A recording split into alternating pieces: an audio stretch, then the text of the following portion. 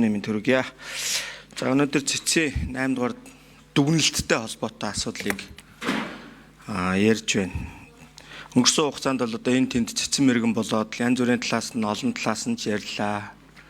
Нийгэмч одоо орог энийгээ дагаад талцал хуваагдал төрж явах шиг байна. Мэргэжлийн судлаачид нь ч одоо үйл ажиллагаа явуулж явах шиг байна.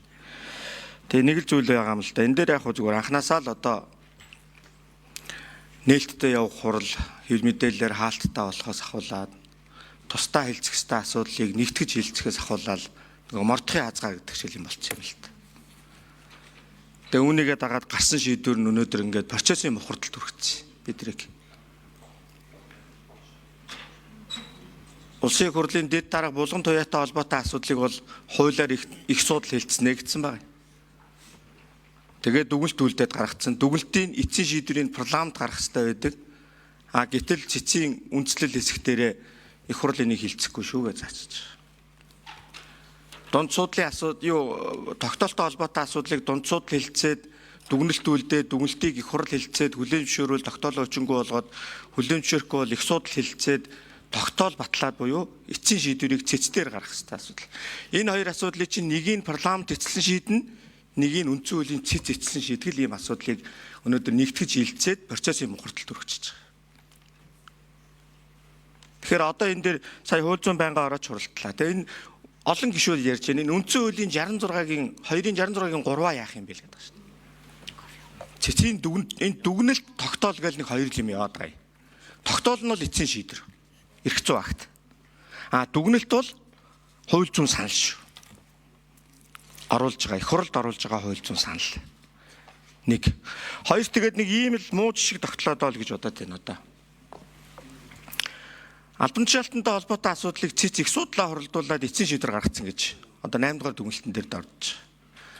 За өнөөдөр яг хөө ингээд энэ асуудал явдаг юм байж. Бид нар цэцгийн шийдвэрийг буруу зөв гэж ярихгүй бас хүндэтгэлтэй хандах хэрэгтэй. Дараагийн асуудлууд ингээд яах вэ? Одоо жишээлбэл хууль заасан ерөнхийлөгч, улсын дэд шүүхийн ерөнхий шүүгч, ерөнхий прокурор, улсын их хурлын дарга гишүүн, ерөнхий сайд гэсэн улсуудыг ингээд цэцэд өгөөд цэцэн их судлаараа хуралдуулаад шууд одоо эцсийн шийдвэр гаргаад байдаг л ийм жишг тогтчлаа шүү дээ. Өнөөдөр булган туяа гэдэг хүн дээр ярьж иж магадгүй. Дараа нь хэн нэгэн дээр. Тэгээ өнөөдөр энэ Монгол улс эрх зүйн төрийн парламент засаглалтаа болсон. Парламентын засаглал нь ард түмнээсээ сонгогдож бүрддэг. Мандат өөрчилж ийн танхимд сууж байгаа. Энэ олон мянган мандатын асуудлыг үндсэн хуулийн шүүхээр эцсийн шийдвэр гаргаад хүчингү болгодог ийм жишгийг хэдүүлээ хүлээн зөвшөөрөх үү гэдэг асуудал байна. 95 дугаар тогтоолыг хүчингү болгохын процесс явахгүй мүү?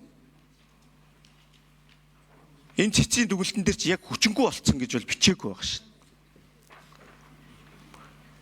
Тэгээ сүүлд нь хүчингү болоогүй штэ энэ чинь ингээд буруу зуруу эргүүлээд тойруулаад гаргаад ирүүл яах юм. Их хурл батлсан тогтоолоо цэцгийн дүгнэлтийн дагуу өөрөөсөө хүлээн зөвшөөрөөд хүчингү болох асуудлыг болно процессын дагуу хийх ёстой юм болов гэсэн одоо хувь гишүүний бодол байна. Тэгээд төгсгөлд нь хэлэхэд энэ парламентын засаглалтаа бол парламентаараа асуудлаа шийддэг эцсийн шийдвэр эндээ гардаг юм зайлшгүй шаардлага цаашид хадгалагдах ёстой шүү гэдгийг одоо бас гишүүдтэй хандаж хэлье. Баярлалаа.